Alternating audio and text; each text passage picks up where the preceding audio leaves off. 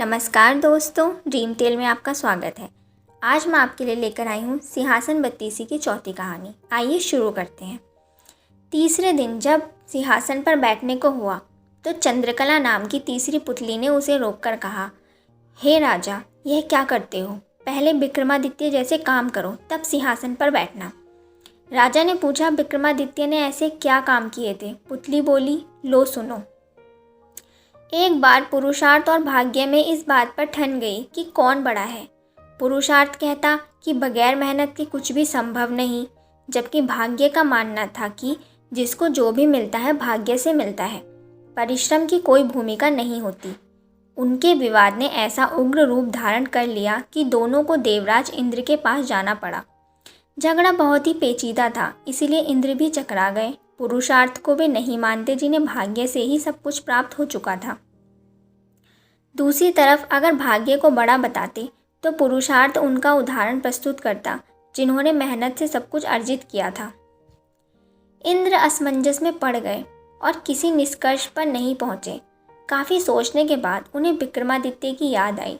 उन्हें लगा सारे विश्व में इस झगड़े का समाधान सिर्फ विक्रमादित्य ही कर सकते हैं। उन्होंने पुरुषार्थ और भाग्य को विक्रमादित्य के पास जाने के लिए कहा। पुरुषार्थ और भाग्य मानव वेश में विक्रमादित्य के पास चल पड़े।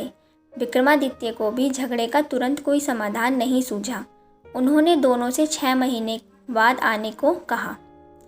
जब वे चले गए तो विक्रमादित्य ने काफ़ी सोचा। समाधान के लिए वे सामान्य जनता के बीच वेश बदलकर घूमने लगे। काफ़ी घूमने के बाद भी जब कोई संतोषजनक हल नहीं खोज पाए तो उन्होंने दूसरे राज्यों में भी घूमने का निर्णय किया। काफ़ी भटकने के बाद भी जब कोई समाधान नहीं निकला तो उन्होंने एक व्यापारी के यहाँ नौकरी कर ली। व्यापारी ने उन्हें नौकरी उनके यह कहने पर दी थी कि जो काम दूसरे नहीं कर सकते वह कर देंगे। कुछ दिनों बाद जब वह व्यापारी जहाज़ पर अपना माल लादकर दूसरे देशों में व्यापार करने के लिए समुद्री रास्ते से चल पड़ा, अन्य नौकरों के अलावा उसके साथ विक्रमादित्य भी थे। जहाज कुछ ही दूर गया होगा कि भयानक तूफान आ गया। जहाज पर सवार लोगों में भय और हताशा की लहर दौड़ पड़ी। किसी तरह जहाज एक टापू के पास आया और वहां लंगर डाल दिया गया। जब तूफान समाप्त हुआ तो लंगर उठाया जाने लगा, मगर लंगर किसी के उठाए न उठा। अब व्यापारी को याद आया कि विक्रमादित्य ने यह कहकर नौकरी ली थी कि जो कोई न कर सकेगा वे कर देंगे। उसने विक्रम से लंगर उठाने को कहा। लंगर उसने आसानी से उठा दिया। लंगर उठते ही जहाज़ तेज गति से आगे बढ़ गया, लेकिन टापू पर विक्रमादित्य छूट गए। उनकी समझ में नहीं आया कि क्या किया जाए। द्वीप पर घूमने फिरने चल पड़े। नगर के द्वार पर एक पट्टिका टंगी थी जिस पर लिखा था कि वहाँ की राजकुमारी का विवाह पराक्रमी विक्रमादित्य से ही होगा। वे चलते चलते महल तक पहुँचे। राजकुमारी उनका परिचय पाकर खुश हुई और दोनों का विवाह हो गया। कुछ समय बाद वे कुछ सेवकों को साथ ले अपने राज्य की ओर चल पड़े।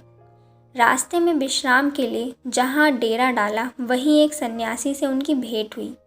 सन्यासी ने उन्हें एक माला और एक छड़ी दी।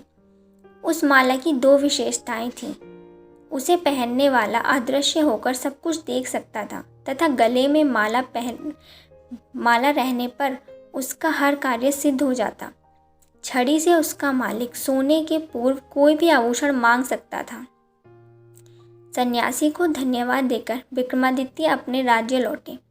एक उद्यान में ठहरकर संग आए सेवकों को वापस भेज दिया तथा अपनी पत्नी को संदेश भिजवाया कि शीघ्र ही वे उसे अपने राज्य बुलवा लेंगे। उद्यान में ही उनकी भेंट एक ब्राह्मण और एक भाट से हुई। वे दोनों काफ़ी समय से उस उद्यान की देखभाल कर रहे थे। उन्हें आशा थी कि राजा उनकी सुध लेंगे तथा उसकी विपन्नता को दूर करेंगे। विक्रमादित्य पसीज गए। उन्होंने सन्यासी वाली माला भाट को तथा छड़ी ब्राह्मण को दे दी। ऐसी अमूल्य चीज़ें पाकर दोनों धन्य हुए और विक्रम का गुणगान करते हुए चले गए। विक्रम राज दरबार में पहुंचकर अपने कार्य में संलग्न हो गए।